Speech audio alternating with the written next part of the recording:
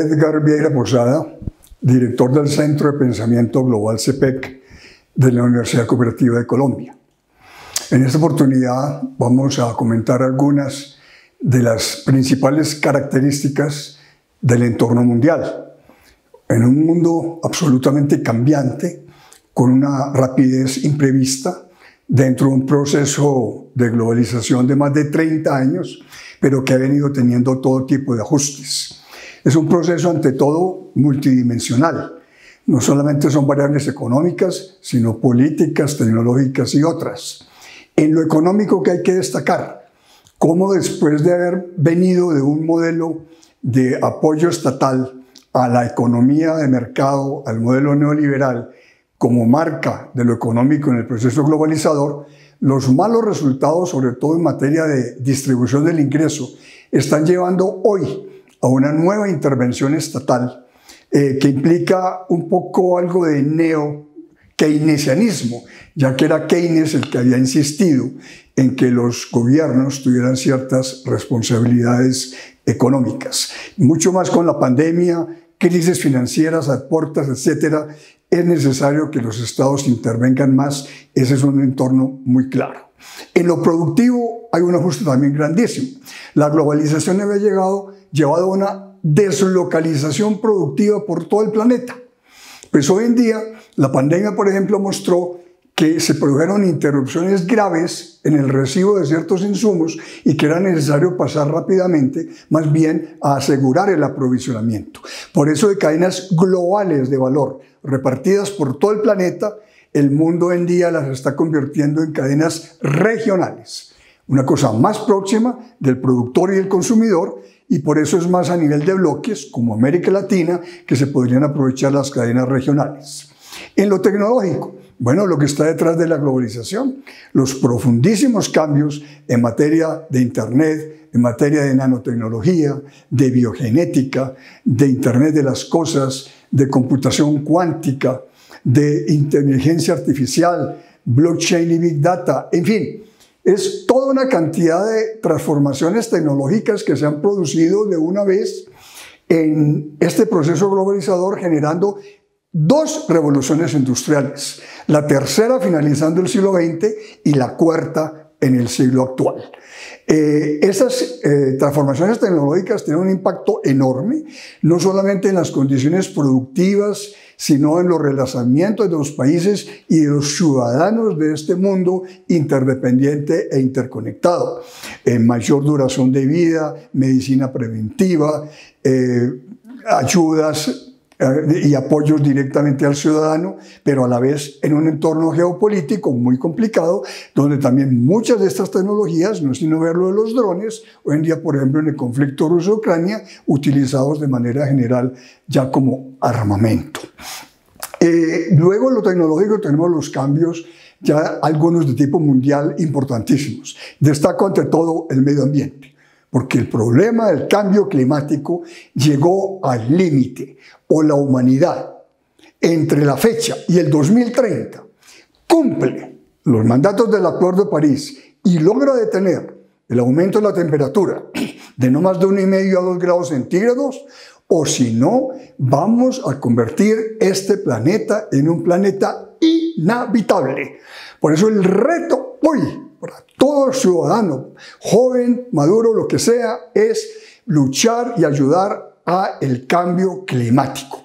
Para países como Colombia y latinoamericanos el punto es muy importante porque nos implica pasar también a desarrollar energías limpias sustitutivas, nos implica pasar a tener ya una protección finalmente de los bosques, por ejemplo de la Amazonía. En fin, son muchas las cosas por hacer en el terreno del cambio climático. Y finalmente está el aspecto geopolítico. Aspecto geopolítico donde en primer lugar tenemos una serie de avances de gobiernos autoritarios, lo que ha puesto en peligro realmente al sistema democrático. Este es otro reto hoy en día a nivel mundial, cómo preservar realmente la democracia, que a su vez se ve reflejada con una pelea de nuevos liderazgos.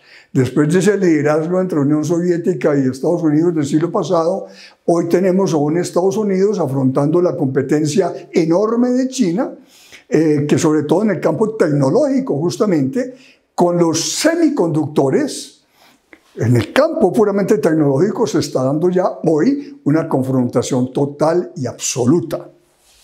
Quien gane la pelea en los semiconductores sacará adelante 5G, 6G y otra serie de implicaciones tecnológicas que le van a dar entonces el primer posicionamiento a nivel mundial. Entonces fíjense cómo en ese campo geopolítico es sobre todo en un elemento tecnológico que se está dando la gran pelea y la gran disputa del liderazgo mundial. Estados Unidos ha pasado a tener, entre otras ahora ya, unas restricciones para que China no pase tan rápido a tener acceso a los semiconductores. El otro elemento que está detrás de este cambio geopolítico es que no solamente es la pelea China-Estados Unidos. Tenemos un mundo hoy en día multipolar, tenemos hoy en día la formación de nuevos bloques, tenemos hoy en día un eje, por ejemplo, Rusia-China, en donde Rusia en su expansionismo, pretendiendo revivir la época del imperio de los zares, invade de la manera bárbara como ha atacado a Ucrania, y esto pues, ha llevado a que por las sanciones de Occidente se refugie totalmente en China, y hoy en día el eje ruso-chino es un eje geopolítico enfrentado totalmente a Occidente. A eso sumémosle triangulaciones, por ejemplo, Rusia-China-Irán. Irán, que a su vez confronta frente al mundo occidental unas grandes peleas, también ya tiene una serie de temas de entendimiento. Otro eje también de geopolítica inmediata que puede tener mucho problema es Taiwán. Entonces Taiwán concentra más del 80% de la producción de los semiconductores. O sea que y China reclama nuevamente tener el control del territorio taiwanés considerándolo territorio chino. Luego ahí también hay un escenario de conflicto latente supremamente grave, porque si China invadiera Taiwán y Estados Unidos le ha asegurado hace más de medio siglo protección a Taiwán, ahí podríamos tener inclusive, además de Rusia-Ucrania, otro escenario de conflicto muy delicado en este terreno. Conflictos hay más. Tenemos el problema de Corea del Norte también, abusando también de todo este despliegue nuclear que ha llevado al mundo hoy en día a correr el riesgo nuevamente de eventualmente tener un conflicto nuclear que sería absolutamente desastroso para el planeta. Países emergentes entran a también jugar un papel. Por un lado funcionó o arrancó el tal BRICS, donde además de Rusia y China se sumaron países como India o como Brasil.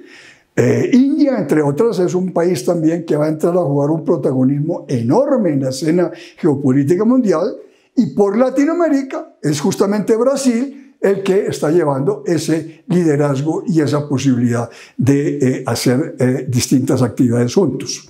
Ahora bien, además de Brasil, tenemos hoy en día a México como otra economía con un potencial de desarrollo enorme, y lo que América Latina debería estar contemplando es, en vez de seguir trabajando de manera completamente individual, solitaria y aislada, reactivar realmente esos procesos de integración, buscar con eso un mejor poder negociador de posicionamiento en la escena mundial, y una América Latina que en ese contexto globalizador ha quedado marginal, porque frente a Estados Unidos y Europa es realmente Asia la que ha marcado avances y tomado posiciones.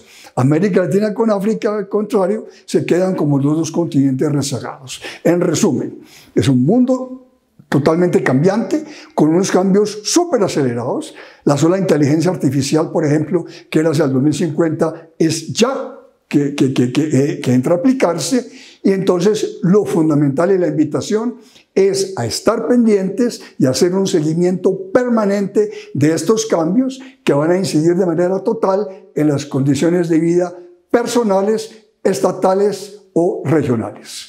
Muchas gracias.